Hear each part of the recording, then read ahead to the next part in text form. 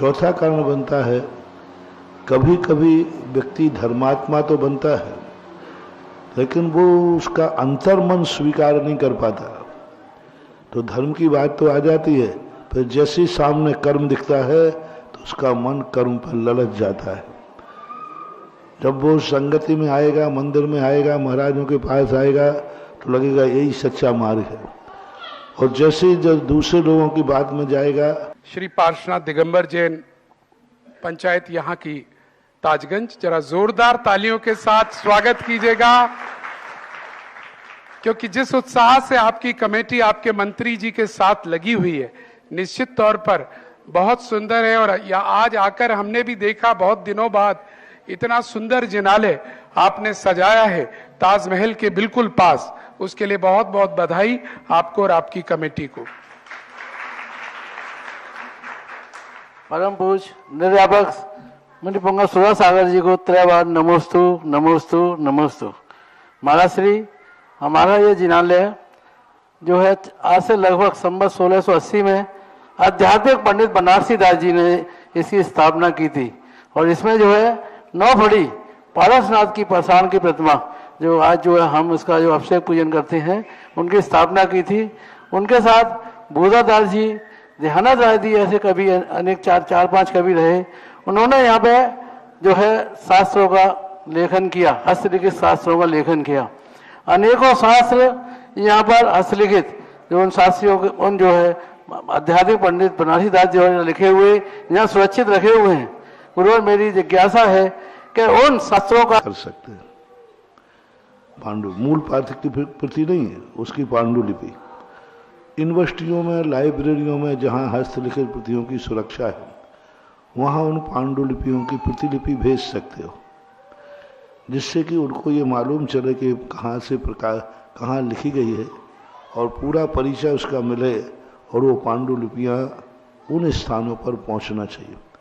क्योंकि अपन छुपा के रखे रहेंगे तो पांडुलिपि आज नहीं कल जीर्ण शीर्ण तो होनी है। 100 साल, 500 साल, 1000 साल चला लो, अंत में उसका क्षरण तो होता ही। लेकिन उसके पहले ही हम उसको इतना प्रचार कर दें भारत में कि वो हर मंदिर में उपलब्ध होने लग जाए पांडुलिपि। और उन स्थानों पर खास तौर पर जहाँ बड़े बड़े शोधकार हैं, स्थान हैं ऐसे, जैसे महावीर जी है, जयपुर के अंदर अपभ्रंश अकादमी है, बहुत सारे स्थानों पर सांगानेर में है, बहुत सारे स्थानों पर पांडुलिपियों के संग्रह किए गए हैं। उनको पांडुलिपि का आजकल तो बहुत सारे साधन हैं। पहले तो लिपि लिखाई जाती थी, आजकल तो फोटो स्टेट, बहुत अच्छी फोटो स्टेट हो सकती है। 16वीं शताब्दी में हुए जिन्होंने दिगंबरत्व को, जन्मजात वो दिगंबर नहीं थे, फिर भी दिगंबरत्व को उन्होंने इतनी ऊंचाइयां दी हैं कि सारे भारत का विद्वान वर्ग पंडित बनारसी दास को अपना गुरु मानता था। दिगंबर में बहुत कठिन परिस्थिति का रूप धारण कर लिया। इतनी कठिन परिस्थिति बन गई विषमवाद की कि राजा महाराजा भी थक गए। तब सारे उत्तर भारत ने इसी ताजगंज के अंदर पंडित बनारसी दास की अध्यक्षता में उसका निपटारा करके, और उस समय नरेंद्र कीर्ति ने विश्वंत की, और बनारसी दास के समय पे 13 पंथ की स्थापना इसी मंदिर से हुई थी। सन 64 को कुंद की मूल आमना के 13 सूत्र बना करके, और आज इसी बनारस से सारे भारत में कुंद का बीड़ा इसी मंदिर से उठाया गया है। उस समय आगरा का ताजगंज एक अच्छे रूप में माना जाता था, क्योंकि राजमहल भी पास में ही है।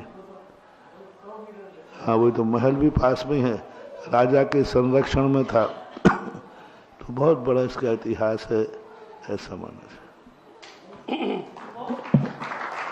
और भी हम बता दें अपने दर्शकों को, जिस स्थान पर आज हम आए हुए हैं, ताजगंज का जैन मंदिर, उसके बारे में यहाँ पर एक और सुंदर चित्रण बताते हैं।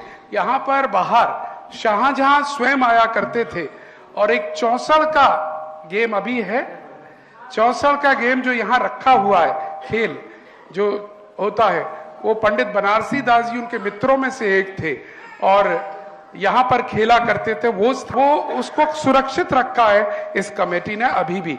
जरा लगा उस समय सार को पढ़ने के बाद उनको ऐसा राग बीतरागता में बदला।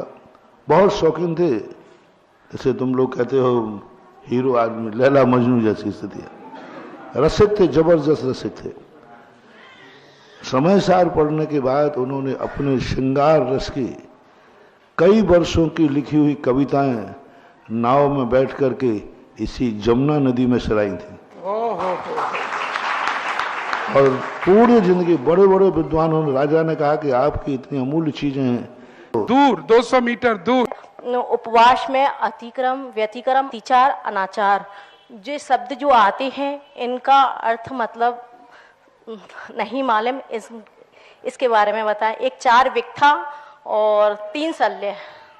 अतिक्रम व्यतिक्रम जैसे अपने व्रत आदि नियम होते हैं, इनका हमने अतिक्रमण किया हो। अतिक्रमण यानी जो नहीं करना था वो मैंने किया हो। व्यतिक्रम जो करना था वो नहीं किया, जो नहीं करना वो कर लिया। अतिचार का जैसे करना था वैसे नहीं किया। अनाचार किया ही नहीं। 4 चीजें आ गई ना। जो नहीं करना था वो कर लिया, जो करना था वो नहीं किया। अतिचार किसे कहते हैं? जैसा करना था वैसा नहीं किया। जिस विधि से करना था उस विधि से नहीं किया, अतिचार हो गया। और किया ही नहीं, छोड़ दिया, तो ये अनाचार कहलाते हैं। ऐसा। और दूसरा प्रश्न ये है महाराज जी कि आप जब आ रहे थे तो आप जब पहले दिन से जब आगरे में आए हैं उसी दिन से हमारा इतना प्रेम आपके प्रति उमड़ रहा है कि कुछ मत पूछो, चमत्कार पर चमत्कार हमारे साथ हुए जा रहे हैं। और दूसरा, जैसे ही आपने ताजगंज की तरफ कदम रखा तो मेरा हृदय इतनी बुरी तरीके से मतलब रोने लग गया अंदर ही अंदर खुशी से कि ऐसा लगा कि जाना पता नहीं, जाना पिछले जन्म से आपसे कोई मेरा संबंध है, कि आप मेरे पूर्वज रहे हैं, कि आप मेरा कुछ हो रहे हैं। ऐसा मेरे मन में भाव उत्पन्न हुआ। क्या कारण है इसका? देखो, पता नहीं कितने लोगों का मेरे से संबंध है,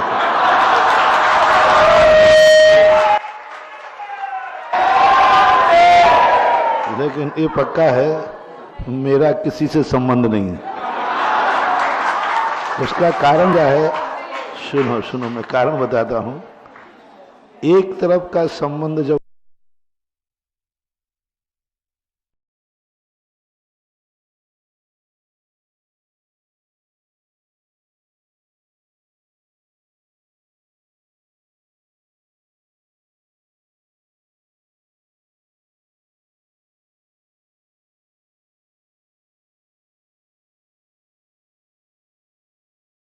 कर दी, तो इसका अर्थ है कि तुम लोगों के संबंध होते ही होना ही चाहिए।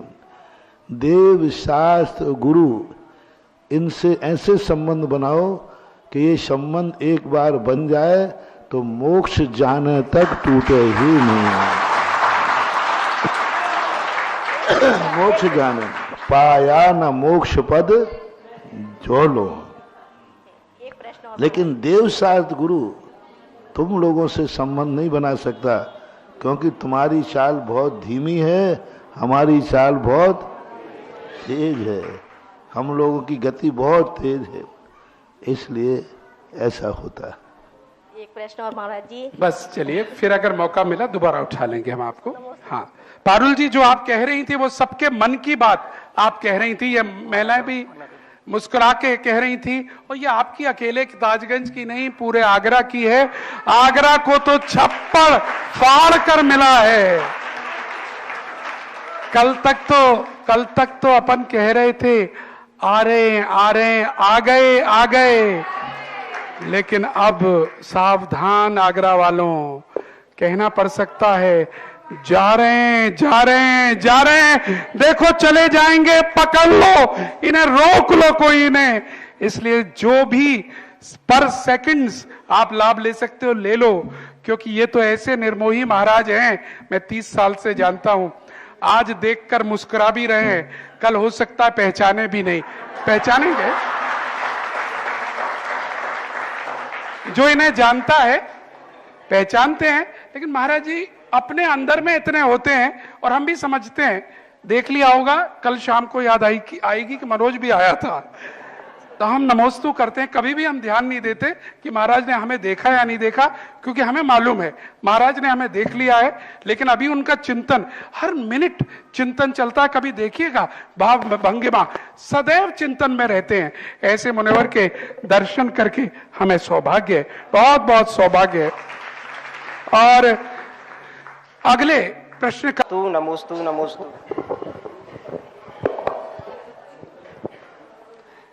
हम ललितपुर वासियों को आराध्य गुरुवर आपके श्री चरणों में संपूर्ण धन बस्ती की ओर से कोटि कोटि नमोस्तु। गुरुदेव, हमारी धन्य बस्ती में आपके मंगल आशीष से मार्गदर्शन से एक अति भव्यतम जिनालय का निर्माण प्रस्तावित है। गुरुदेव, जिज्ञासा है, पुराने समय में राजाओं ने सेठों ने अपनी धन संपदा के बड़े बड़े जिनालयों को करवा दिए। अब हम अकेले किसी जिनालय को तैयार नहीं करा सकते, पर जिनालय सबके सहयोग से तैयार होना है। उसमें कोई तन से, कोई मन से, कोई धन से जो भी सहयोग दे सकता है, उसे किस फल या पुण्य की प्राप्ति होगी। वह जिनालय के निर्माण के सर्व समाज हम सब व्यक्तिगत रूप से किस प्रकार सहयोग दें। नमोस्तु नमोस्तु नमोस्तु। सहयोग की जहां तक बात होती है, पहली बात तो जो कुछ जिनालय होते हैं अपनी कुवत से बनाना चाहिए। और सहयोग की जहां तक बात होती है, जहां व्यक्ति का कोई संबंध होता है, जुड़ाव होता है, वहां वह सहयोग देने में उत्साहित होता है।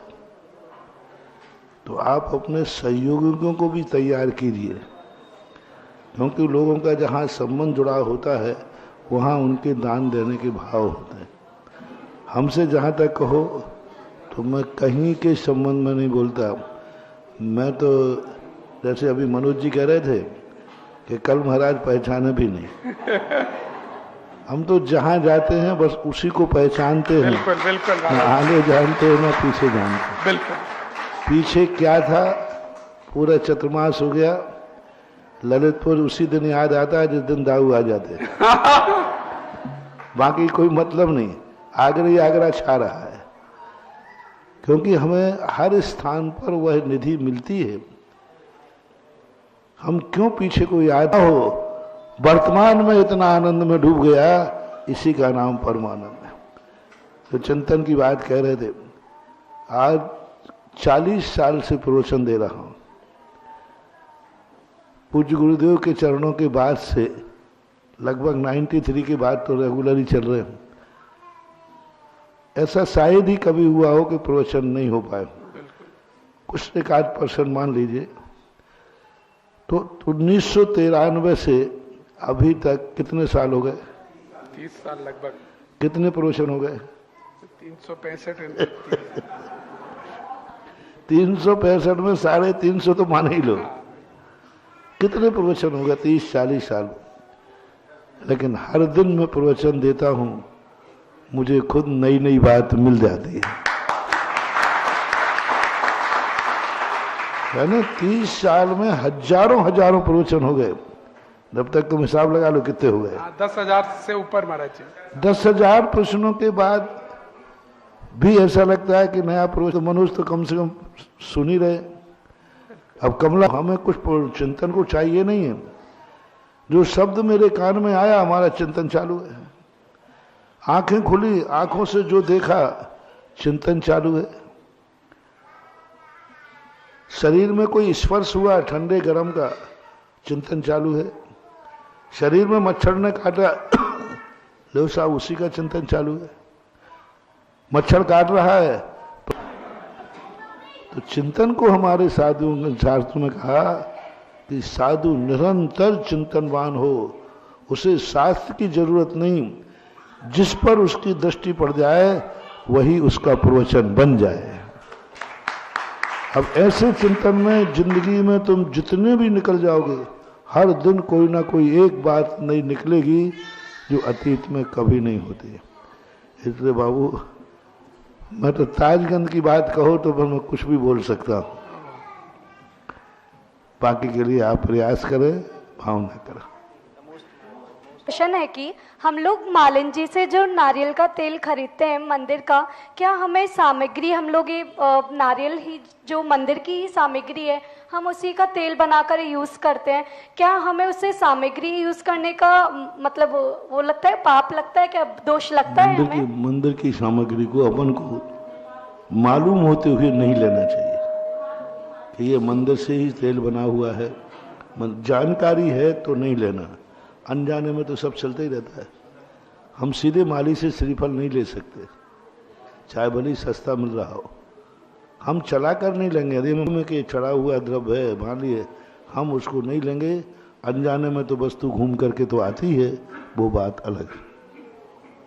महाराज जी एक और प्रश्न है, हम लोग ये जो अभिषेक करते समय ये जो धागे पहनकर या फिर माला पहनकर अभिषेक और शांति धारा और अंगूठी घड़ी, मतलब सोने की अंगूठी, सोने की घड़ी, माला पहन के अभिषेक और शांति धारा करना चाहिए, क्योंकि ये भी तो अशुद्धि होते हैं ना। अब हम 16 की दृष्टि से देखा जाए तो वस्त्र को ही अशुद्ध माना गया, धातुओं को अशुद्ध की दृष्टि नहीं मानी गई, क्योंकि वो नहा लेते हैं, नहा के धो लेते हैं। तो यदि इन चीज़ों में अशुद्धि मानी जाएगी तो मंदिर में हर चीज़ छूने पर, आपने ये छू लिया, बेदी छू ली, अलवारी छू ली, माइक छू लिया, तो फिर अशुद्धि का कोई रूप नहीं। मात कपास से बनी हुई वस्तु को ही 16 के अंतर्गत लिया जाता है, जो कपड़े की बनी हुई है। कपड़े के अलावा अन्य चीज़ों की वस्तुओं में 16 शुद्धि और अशुद्धि का विकल्प नहीं किया जाता है। महाराज जी के चरणों में तेरा नमोस्तु नमोस्तु नमोस्तु। महाराज जी मैं रोज शाम को मंदिर में भक्तामृत स्तोत्र पढ़ती हूँ। जब बहुत टाइम होता है तो आराम से धीरे धीरे पढ़ती हूँ, पर जब कहीं जाना हो तो भक्तामृत स्तोत्र जल्दी जल्दी फास्ट पढ़ती हूँ। तो महाराज जी जैसे जल्दी जल्दी पढ़ने के बाद कुछ ना कुछ तो गलत बोल ही जाते हैं, तो इसमें दोष लगता है महाराज जी हमें? देखो, अब मजबूरी का नाम महात्मा है, पढ़ने की अपेक्षा पढ़ना ठीक है। मैं दूसरा नाम यहां पर लूं, मैं एक बार जानकारी देना चाहता हूं। जैसा आप सभी को विदित है, इस समय आगरा नगर लोकोदय तीर्थ बनाने में जुटा हुआ है। प्रत्येक दानवीर अपनी क्षमता से अधिक दान देने का प्रयास कर रहा है, और उसी श्रृंखला में आज प्रातः काल में जब हम कर्मयोगी जिनालय में पूज्य श्री के साथ गए थे, तब वहां के श्री अंकित जैन तेल वाले ने 100 कलश की राशि दान देने के संकल्प के साथ ट्रस्टीशिप लेने का सौभाग्य लिया है। इसी के साथ कल संध्या काल में जिज्ञासा के बाद ब्रह्मचारिणी गीता दीदी ने जब आह्वान किया हमारे कमला नगर को, तो हमें बड़ा अच्छा लगा। एक नहीं, दो नहीं, लगभग 21 महिलाओं ने खड़े होकर जिनबिंब सहस्त्रकूट जिनालय में स्थापित करने का संकल्प लिया। नाम हम पहले ही बोल चुके हैं। इस प्रकार 21 नाम हमारे पास नए आए, जरा तालियों के साथ अनुमोदना कर दीजिएगा। इसी के साथ कल भूदान की श्रृंखला में प्रियकारिणी महिला मंडल कमला नगर सामने आया था, क्योंकि योजना बड़ी है हमारी। महाराज जी कहते भी हैं थोड़ा आगरा महंगा है, क्योंकि योजना भी इतनी बड़ी है। अभी तक आगरा ने केवल छोटे छोटे जिनालय बनाए हैं, लेकिन इस बार एक तीर्थ का निर्माण कर रहा है जो अनेक बीघों में, एकड़ों में है, तो उसकी कॉस्ट तो ज्यादा होगी ही। तो कई लोग कह रहे हैं हम दान देना चाहते हैं, लेकिन आपके यहाँ 1 लाख 2 लाख की तो बात ही नहीं हो रही है। लोग बड़े बड़े 11 कलश की राशि, 25 कलश की, 50 कलश की, 100 कलश की राशि दान दी जा रही है। तो कल प्रियकारिणी महिला मंडल ने एक सुंदर योजना बनाई कि हम महिलाएं जहां जो दान नहीं दे पाए, जिनके घर से, हम सब इकट्ठा करके हम 11 कलश की राशि मिलकर हम देंगे। लेकिन 5 साल, 6 साल, 7 साल में ये छूट दी गई है। हर साल 1-1, 2-2 लाख रुपए हम जमा कराते जाएंगे और इस तरह से होते जाएंगे। उसी श्रृंखला में आज प्रातः हम जब कर्मयोगी गए तो वहां पर अग्र माधवी महिला मंडल ने भी हमें ऐसा ही घोषणा दी है कि वो महिला मंडल भी मिलकर 11 कलश की राशि इस तीर्थ क्षेत्र को भूदान के रूप में दान दे रहा है। और हमें ताजगंज से भी अपेक्षा है कि आप अपना मन बनाइए, पूरा भारत मन बना रहा है। मैं ताजगंज में आज आया हूं, इसलिए ताजगंज की बात कर रहा हूं, और भारत सहयोग दे ही रहा है। भारत से रोज अनेक नाम आ रहे हैं जो भूदान में आ रहे हैं। 1 बीघा जमीन देने के लिए 100 कलश की राशि का संकल्प करना होगा, जो 5 से 10 वर्षों में दे होगा। आधा बीघा के लिए 25 और 1/10 बीघा के लिए 11 कलश की राशि दे होगी। किस्तें आपको इस तरह से 5 साल में 10 साल तक में छूट मिल सके। और आप लोग आगे बढ़िए, ये आपका तीर्थ है, एक बहुत बड़ा तीर्थ है। ऐसा ना हो कि कभी आप सोचें कि एक तीर्थ का निर्माण हमारे सामने हुआ और हम उसमें कोई योगदान नहीं दे पाए, क्योंकि तीर्थ बनाने के लिए आगरा में 500 वर्ष से कुछ नहीं बना, मंदिर बने हैं। 500 इसलिए बोल रहा हूं क्योंकि 500 वर्ष का ही संभवतः इतिहास है इस नगर का। फिर कब मौका मिलेगा मालूम नहीं, तो अपने परिवार का इतिहास बनाइए और ताकत लगाइए कि हम भी लोकोदय, जो पूरे भारत में सबसे बड़ा लोक में उदय लाने वाला तीर्थ होगा, उसमें योगदान दे सकें। और चलिएगा, अब मैं आवाज दूंगा श्रीमती आशु जी जैन ताजगंज अपनी जिज्ञासा को लेकर आए। आशु जैन।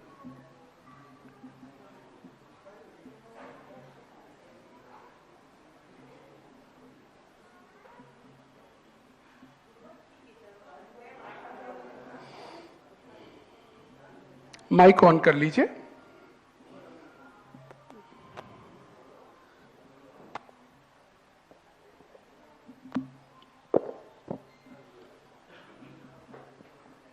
मेरे आराध्य गुरु के चरणों में त्रयवार नमोस्तु नमोस्तु नमोस्तु। गुरुवर, मेरी जिज्ञासा है कि चक्रवर्ती अपनी संपदा व पद त्यागते नहीं हैं, तो उनको नरकों का पात्र बनना पड़ता है। तो देवलोक के पास तो बहुत संपदा होती है, बहुत मतलब धन दौलत संपदा होती है, तो वो त्यागते नहीं है, तो वो नरकों के पात्र क्यों नहीं बनते? कृपया समाधान करें। कौन? चक्रवर्ती। चक्रवर्ती के पास बनाया है, वो मात्र रह रहा है। इसी प्रकार देवताओं के पास विमान उनका बनाया हुआ नहीं है, वो अनादिकाल से बना सरकारी है। वो तो मात्र जितनी देर को जीना है उतनी देर के लिए किराए पे मिला है, वो मरते ही उनका दूसरा देव आ जाएगा। तो देवों की जो सबसे बड़ी चीज है कि उनको मूर्छा नहीं होती छूटने की और मिटने की, क्योंकि वो सरकारी है। सरकारी बंगला कलेक्टर रह रहा है, और यदि टूट फूट जाए तो उसको ज्यादा कुछ नहीं, क्योंकि उनके प्रति उनकी ममत्व बुद्धि कम होती है। और जो भी संपदा उनको मिलती है सब वो कमाते तो है नहीं, पुण्य के उदय से उनको अक्षय निधियां मिलती हैं। जैसे कलेक्टर, नेता, राष्ट्रपति आदि सरकारी संपदा का उपयोग करते हैं, क्योंकि स्वयं ने तो कमाया नहीं है। तो देवताओं की दशा ये होती है। दूसरी बात है, उन देवताओं के अंदर स्वाभाविक रूप से इतने मंद परिणाम होते हैं कि वो दूसरे की वस्तुओं पर कभी नियत खराब नहीं करते, दूसरों का शोषण नहीं करते, चोरी डकैती नहीं करते। इस कारण से चक्रवर्ती का जाने का मूल कारण रहता है। और दूसरी बात, देवता छोड़ना चाहे तो छोड़ नहीं सकते। मतलब वो चाहे कि मैं छोड़ दूं तो नहीं छोड़ सकते, लेकिन चक्रवर्ती छोड़ सकता है लेकिन नहीं छोड़ता, इसलिए इसकी मोह ज्यादा है। एक व्यक्ति ने एक वस्तु ली, वो छोड़ ही नहीं सकता कितने प्रयास करे, तो उसका राग कम है। और एक व्यक्ति छोड़ सकता है लेकिन छोड़ नहीं रहा, तो देवता छोड़ नहीं सकते, इसलिए वो छोड़ नहीं पाते। स्वधर्म आदि छोड़ने का भाव करते हैं, लेकिन वे लाख उपाय करें छोड़ ही नहीं सकते।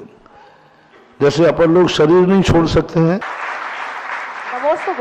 आशु जी, आपका स्वाध्याय बहुत अच्छा है, मैं समझता हूं। बड़ा अच्छा प्रश्न आपने पूछा, क्योंकि हमें रोचक उत्तर हमें मिला, बहुत ही बढ़िया। और अब मैं बुलाना चाहूंगा समस्त ताजगंज जैन समाज की ओर से बारंबार नमोस्तु नमोस्तु नमोस्तु। गुरुदेव, मेरी जिज्ञासा ये है कि यहाँ पर पहले करीब 80 परिवार रहते थे ताजगंज में, लेकिन ताजमहल के 500 मीटर की परिधि के अंदर निर्माण या कोई भी नवीन निर्माण नहीं कर सकते और रिपेयर करने में भी बहुत परेशानी आती है, जिसकी वजह से यहाँ से परिवार हौले हौले करके बाहर निकलते जा रहे हैं और अब करीब 30-35 परिवार रह गए हैं। तो कुछ यहाँ की राजनेता जो है उनसे आपका लोकल स्तर पर कुछ ऐसा हो कि उनको कुछ समाधान मिल जाए जिससे वो यहाँ डटे रहें। तो फिर उसे कोई छेड़छाड़ नेता नहीं कर सकता।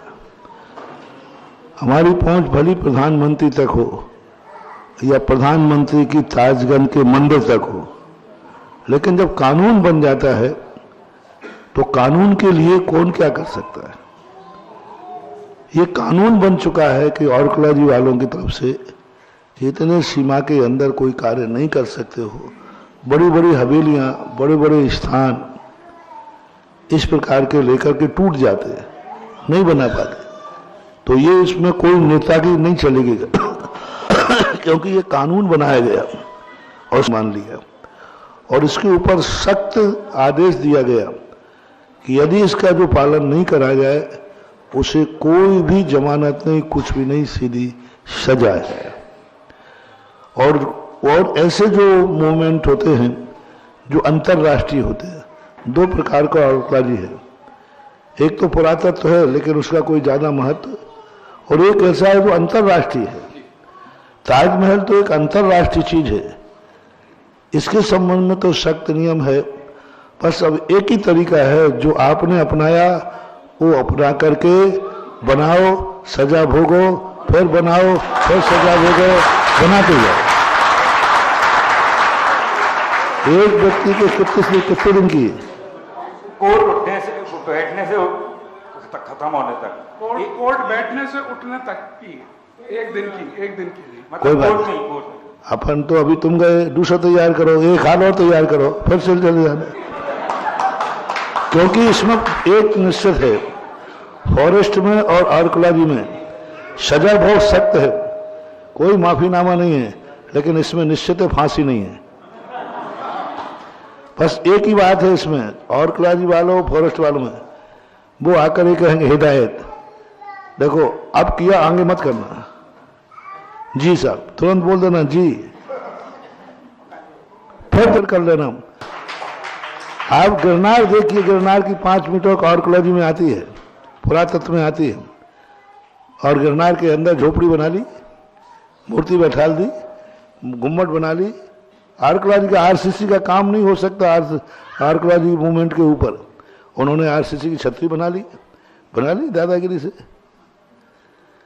तो कुछ चीजें ऐसी हैं जो राठौड़ी में ही करना पड़ेगी। मेरा नेटवर्क काम नहीं करेगा, आई एम सॉरी प्लीज।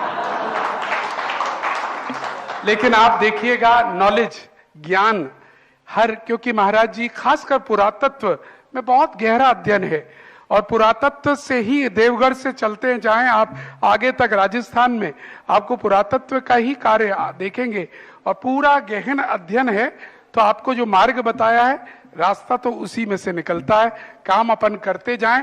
कितना सुंदर भवन, इसको आपने रेनोवेट कर लिया, ऐसे ही करते जाएं आगे भी। जी बिल्कुल बिल्कुल। के लिए कितनी मेहनत करना पड़ी उस समय, और उसके बाद देवगढ़ में करने के बाद फिर हमें ही एफआईआर लिखवा करके स्टे लाना पड़ा, और कमेटी के विरुद्ध में, कमेटी के व्यक्तियों से कोर्ट करवाया, कमेटी के विरुद्ध में, कि कमेटी ने गलत किया है। पर कमेटी ने कहा साहब मेरी गलती हो गई, क्षमा याचना, सब ले करके पहले उसको रिपोर्ट लिखवाई, उसके वही कमेटी जो हमारी। जी सावधान रहना, क्योंकि हमारे साथ रहते रहते कई ये मौके और नहीं आ जाए।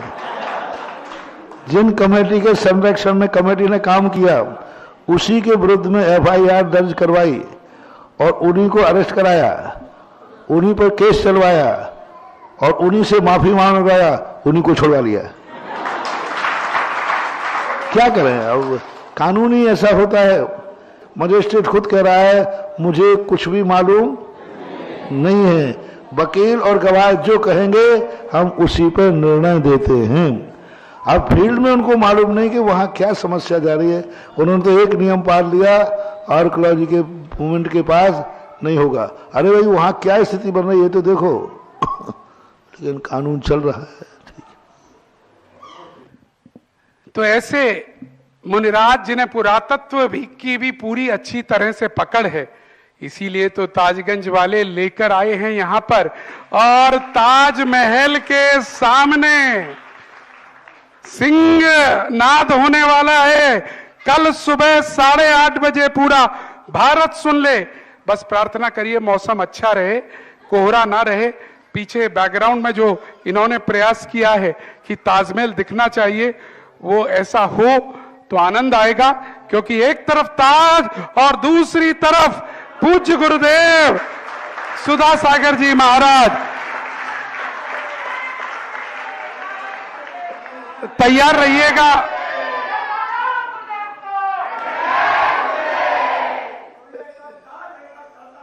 क्या बात है, एक तरफ ताज तो दूसरी तरफ सरताज।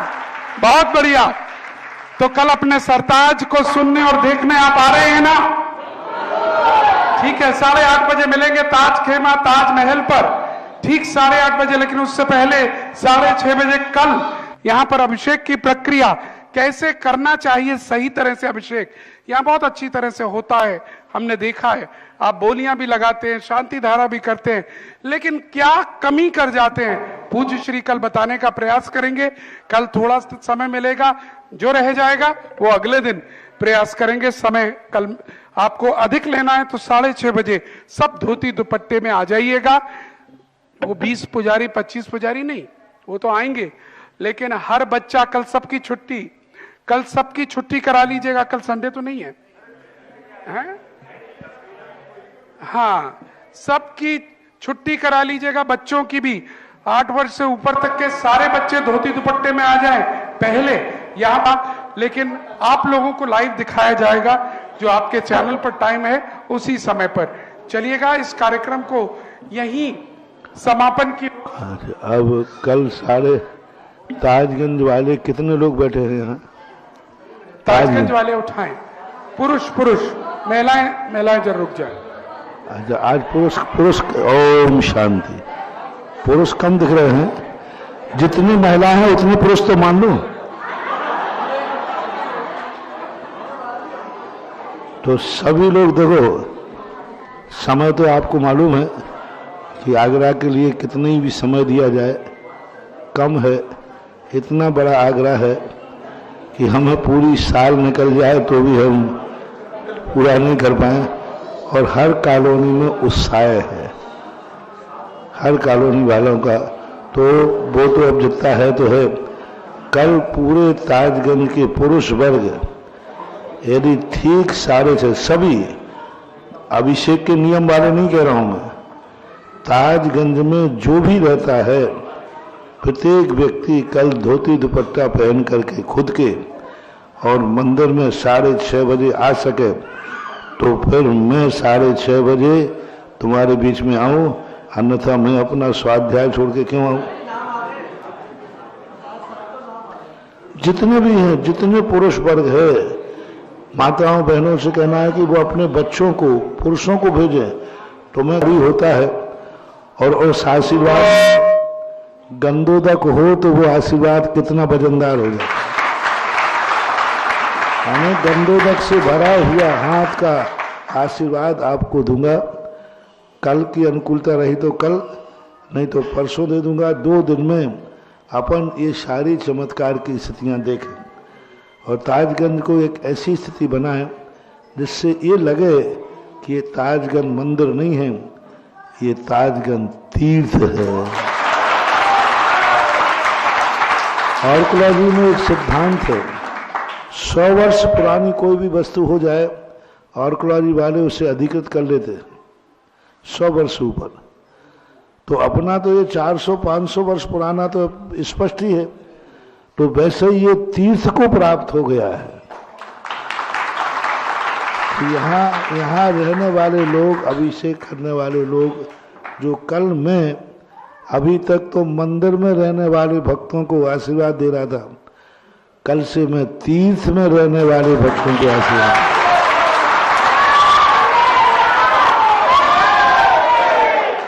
इसलिए ताजगंज के इस मंदिर के जितने भी रिलेटेड लोग हैं उन सबको कल 6:30 बजे धोती दुपट्टा पहन करके आना है। पैंट शर्ट में कल कोई नहीं दिखेगा सुबह 6:30 बजे। उसके बाद फिर आप लोग पहन लेना। बोलो 6:30 बजे आ सको तो फिर मैं वैसा आशीर्वाद दूं। 6:30 का अर्थ 6:30 ही है। आप 6:30 बजे आप मंदिर में बैठे मिले, मैं कमरे से बाहर आऊंगा, तब मंदिर मुझे पूरा भरा हुआ मिलना चाहिए।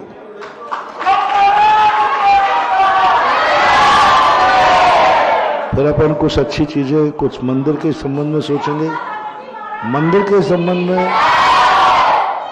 संबंध में हम कल दोपहर में जैसी भी अनुकूलता रहेगी पूरे मंदिर को देखूंगा, अच्छी तरह देखूंगा, इतिहास भी देखूंगा और कोई दोष होगा तो उसको भी देख के अपन कल सोचेंगे। पर सुबह का कार्यक्रम यानी आपको 2 दिन इसलिए लग सकते हैं कि कल प्रवचन भी है, क्योंकि सुबह से 2-3 घंटे लग जाते हैं। अब अपन को 8 बजे के पहले अभिषेक के कार्यक्रम खत्म करना ही, तो हो सकता है कल में नहीं 2 दिन के लिए, तो 2 दिन के लिए आपको 6:30 बजे मंदिर जी में धोती दुपट्टा पहन के आना है। सबको मंजूर है?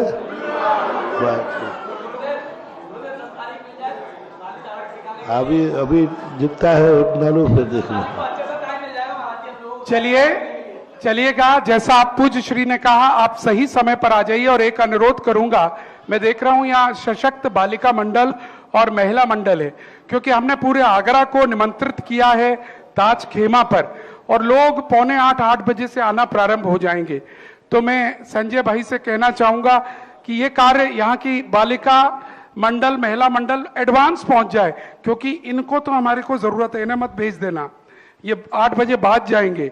लेकिन इसलिए ये अतिरिक्त ड्यूटी 7:30 यहाँ से निकल जाए महिलाएं और 7:45 बजे रिसीव करके बिठाना शुरू करें, फिर ये भाई लोग आ जाएंगे व्यवस्था में, क्योंकि पूरा आगरे को निमंत्रित किया है सब लोग।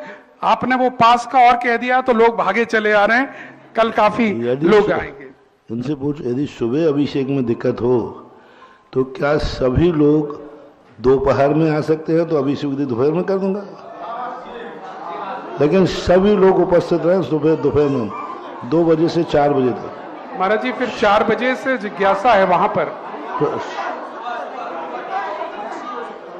कल महाराज जी सुबह रखते हैं, और अगर कुछ लगा तो परसों दोपहर 1 से 3 के बीच में रख लेंगे अपन। हमें तो आपकी सुविधा है कि आप लोग सब इकट्ठे हो सके। सुबह इकट्ठे हो पाएंगे या दोपहर में? श्रीमान संजय कुमार जी, जैन महामंत्री ताजगंज शैली, दूसरा थाली इनके परिवार को दीजिए। तीसरा नाम और आ सकता है, तीसरा बाकी है। 11,111 रुपए मात्र में। आगे का स्थान खाली छोड़ दीजिएगा, आगे मत आइए, कैमरे के पीछे रहिए। आगे केवल जिनकी बोली है। हाँ, और यहाँ पर राहुल विहार आया हुआ है, वो आकर श्रीफल यहाँ पर भेंट कर दे और भेंट करके चला जाए। श्रीफल आकर भेंट कर दे। तीसरा नाम आरती का। बाकी सब कैमरे के पीछे रहें, बाकी सब कैमरे के पीछे रहें। केवल जिन्होंने बोलियां ली हैं वो परिवार आगे आएंगे।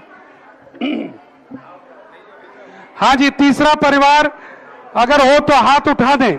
11,111 रुपए मात्र। राहुल विहार, हाँ नहीं, अर्घ नहीं, श्रीफल अर्पण कर दें सीधे।